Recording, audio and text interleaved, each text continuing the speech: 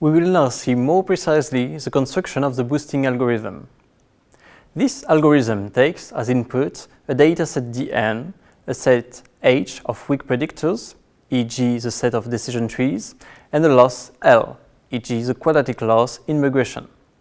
The function f will be our aggregated predictor. At step 0, this function is initialized to 0, the null function. At iteration t, we assume that the aggregated predictor f is constructed, that is, updated at step t-1.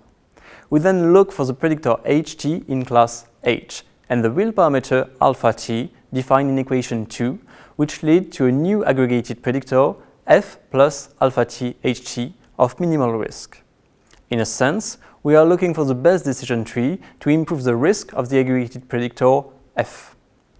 At the end of the iteration t, the aggregated predictor f is updated thanks to the formula f equal f plus alpha t ht.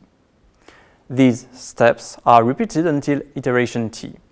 We thus obtain a final predictor which is a weighted of the decision trees and written as the sum from t equal 1 to big T of alpha t ht in regression.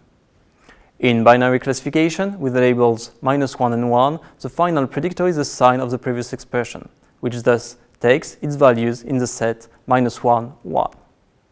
Note the absence of a constant here, since the aggregated predictor f was initialized to 0. To summarize the idea of boosting, we try to find at each iteration the best individual predictor in the set H, allowing to improve the risk of the current aggregated predictor f. Notice that here we have defined ht and alpha t as the minimizers of the risk defined in equation 2. However, we have not said whether this optimization problem admits a solution, nor have we specified which algorithm to use to solve this optimization problem. This optimization can be performed in a very large space. If the set of predictors H that we consider is a set of decision trees, this class H, and that the space on which we seek to optimize the risk defined in equation 2, is infinite.